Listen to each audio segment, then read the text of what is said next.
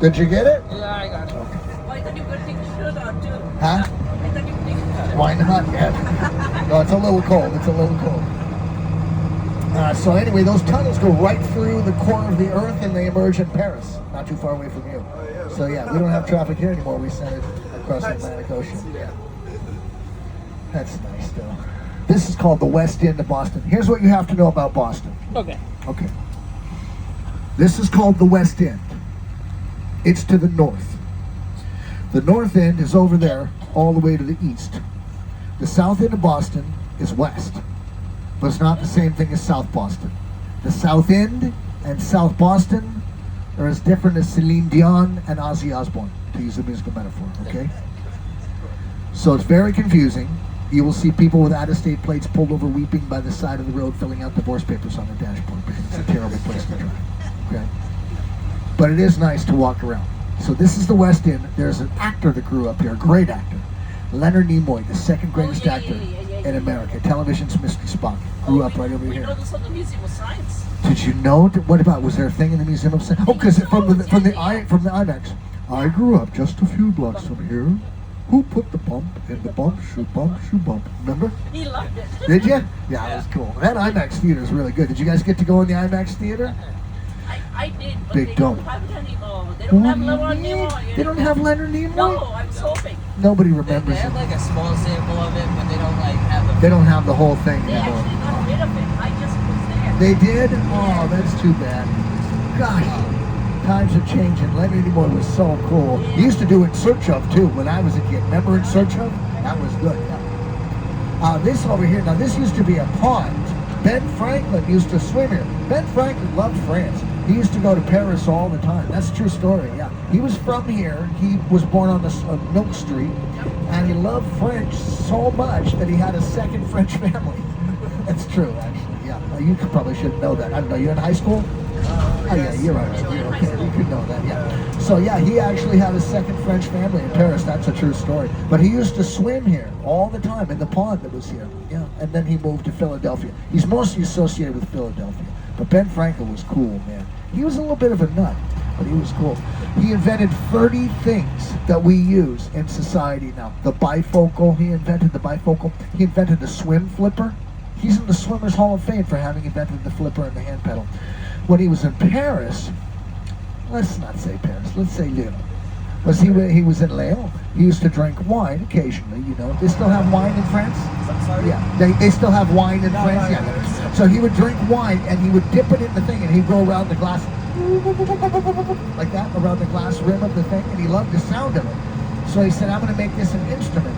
So when he came back to Boston, he had a friend who was a glass maker, blow glass plates of different diameters, and they put it on a sewing machine spindle, and it was called a harmonium. It was called the glass harmonium, and you do like this with your foot, and he had a basin of water, and he would dip it in like that. Mozart wound up writing for it. It's pretty neat, yeah. It's a real instrument that Ben Franklin invented. Ben Franklin also did not like the way that the English language was written. This was in an era when most people could not read or write. He really liked literacy. He wanted everybody to be literate. And so he said it's no wonder, because the English language is very difficult to read because every letter makes so many different sounds. So he had the Franklin English alphabet where he stripped letters and it replaced them with phonetic symbols. The dollar sign, the asterisk, the star sign, the pound sign. And so he created his own version of English. And he would write it in letters and send the letters to friends, Franklin English with a little key and everything. And it kind of took off for a little while, but never permanently, you know. Okay, now we've gone up a hill. So anytime you're on a hill in Boston, you're on original land. Now we're going down the hill. When you're down the hill and you're in a flat area, you're probably on landfill. Mostly on landfill. Do you know what landfill is? Landfill? Yeah, you know. But most people say garbage, but it's not really true. It's just reclaimed land. Sometimes they use garbage. Modern era, they use garbage, but they used to just take down hills and push them out into the water. So the original Boston was only 1.5 miles in land area. It was a tiny little place. Boston's about 40 square miles now, and more than half of it is landfill. So we're coming up on the shoreline to the the eastern part of Boston. So that's original land, but there was a little, here, look, I'll just show you. Boston in 1775. We were just Okay? there. Yeah, so this was the pond I was telling you about that Ben Franklin would swim in. This is us right now. We're looking straight across, but we're going to make a right and we're going to come along the shoreline. Okay? So this is Boston, mile and a half inland there. Now I'll show you what Boston looks like later now. Okay, but I'm not going to tell you till later. Okay, 'cause I was don't just wanna going spoil into it. the Boston Public Market and I took them for lunch. Did you go to lunch at the Boston Yeah, Public yeah, Market? It's we one of did. my favorite places. What did you get? Fish and chips. Huh? Fish and chips. Yeah, Good of fish and course. chips, I huh? like Red's best. Yeah, huh? I love Red's best. Yes, really, really good. And the smoked salmon there is I fantastic. haven't tried that. Oh, it's so good. Yeah, that place has got great food from all over the place. And the farmer's market and the Haymarket, you can get fresh vegetables and stuff that they have there. But Quincy Market is also even good. But the north end here, 122 Italian restaurants and a half mile. Yeah. 122. I can't give you restaurant recommendations, Mike's Pastries, but you'll probably find places you like. I like the Mike's Carmelina's. Pastries. Huh? I've never heard of them. This used to be a parking garage, but we tore it down.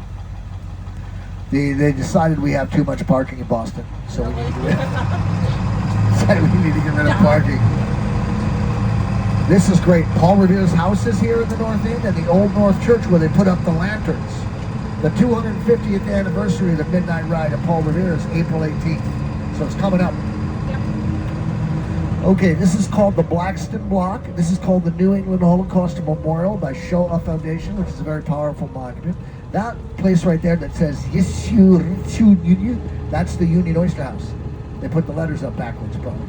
And that's the oldest restaurant in Boston. Thank you for getting that joke. You can explain the joke to everybody else when we get Well, actually, I thought you were talking about the Holocaust Museum. No, that's a different one. I love that also. That's a very powerful monument to walk through there. A lot of people don't realize what they're looking at there, yeah. Should we even tell you what? Go ahead, tell me, go ahead. Tell me. He said it was smoking right in front of the... Yeah, that's right. It's crazy. You don't realize what it is, right? Then all of a sudden you look at numbers and you read this quote, and then they came for me, and then smoke comes up and you're like, oh my God, all the things starts coming for you. Very terrifying, man, very terrifying. But also a beautiful monument. Shoah Foundation. That's what ducks, ma'am? You know the ones which are... Oh, those are in the public garden. I'll show you in just a little bit. Yeah, coming up. Me and Samson. This is Faneuil Hall right here. So this used to be a waterfront building. Do you see Quincy Market behind it? Right over there. And there's Sam Adams. See? What do you think of him?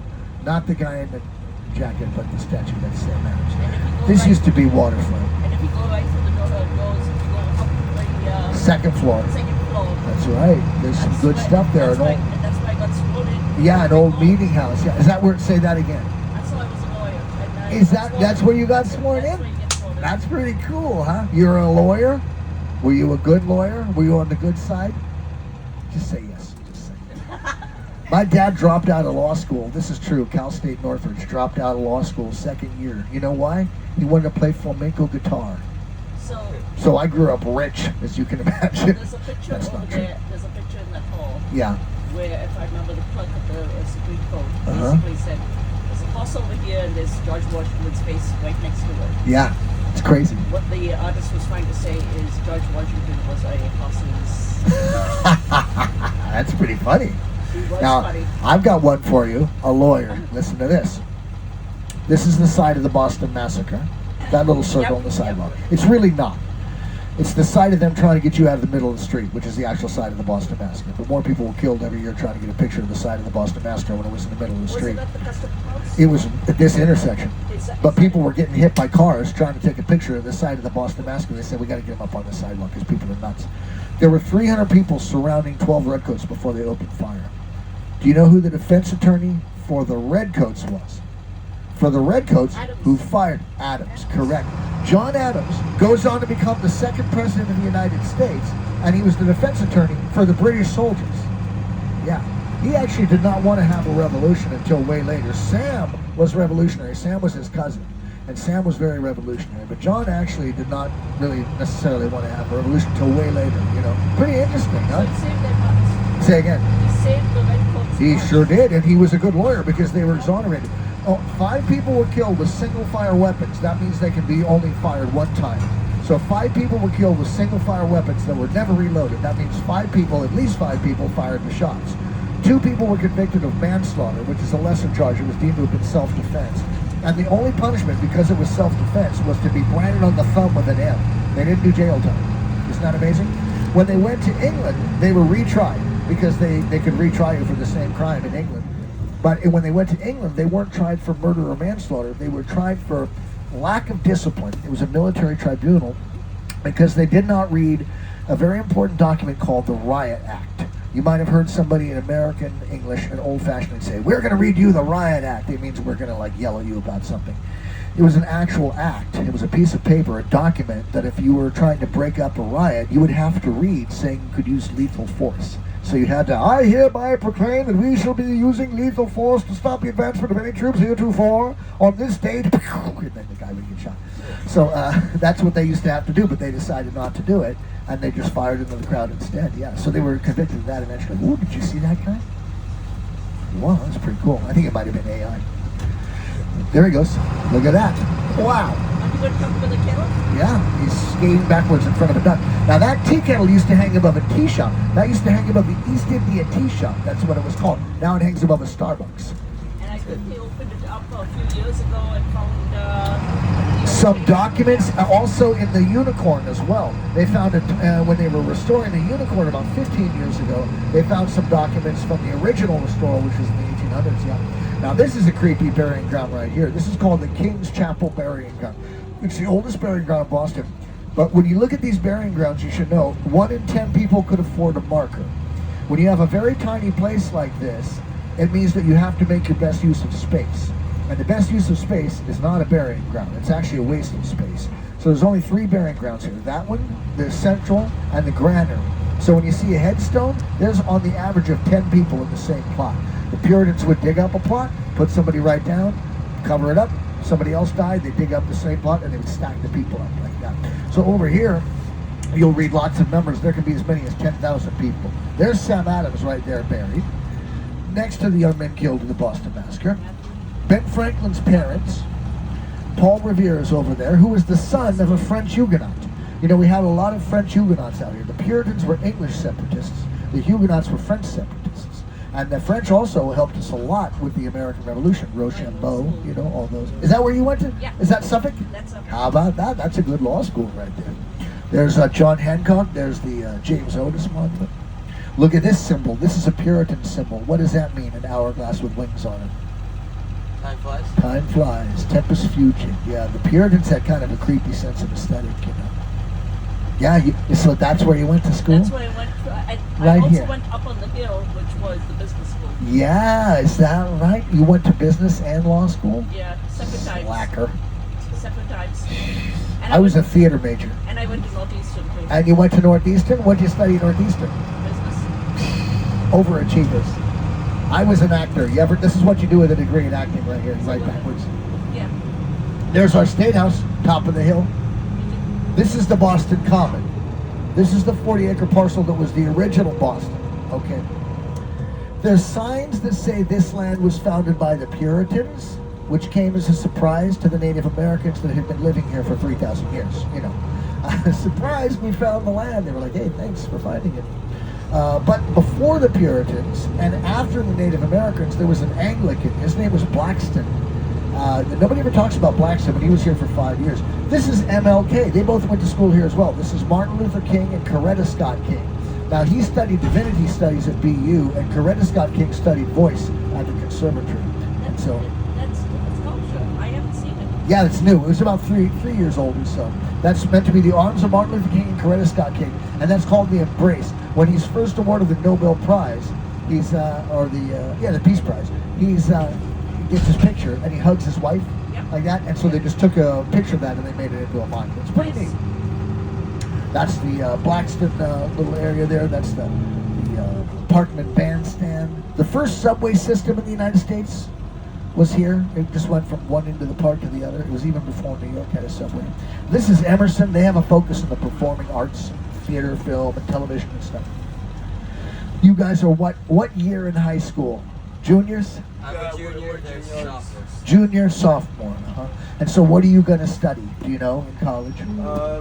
We don't really know for now. You still we deciding? want to choose at the end of the year. Choose at the end of next year? No, that year. Oh, this year, yeah. Engineering. Engineering, all right, that's good. My son's still so. He's a slacker too, right? He's a slacker, yeah. Real engineers are real slackers. My son's going to study theater or music. He's going to school in Europe, though, because we can't afford American colleges. And in Europe, you go to school in Europe, it's like, if you become a resident, it's about 600 euros a year if you go to a public school. And if you're international, it's 4,000 euros a year. It depends on where you are. Depends on where. But in Spain and Portugal, a lot of places in France, England, England even international is like 19,000 a year. But still, it's a lot. You know, the ones we're looking at, University of Manchester, even King's College, University of Brighton. Yeah, it's very affordable Maybe they come down. compared to here. Maybe You they know, come down. yeah. Here it's like, yeah, she's like, don't tell him that. Don't tell him it's cheap in Europe. I want him to go here. I don't mind. They don't have good engineering anyway out there. This is what you want for engineering. Go to MIT. That's what you want for engineering. Oh, that's one of the schools I'm looking at. Oh, MIT, Northeastern's got a good engineering school, Yeah. right? Northeastern.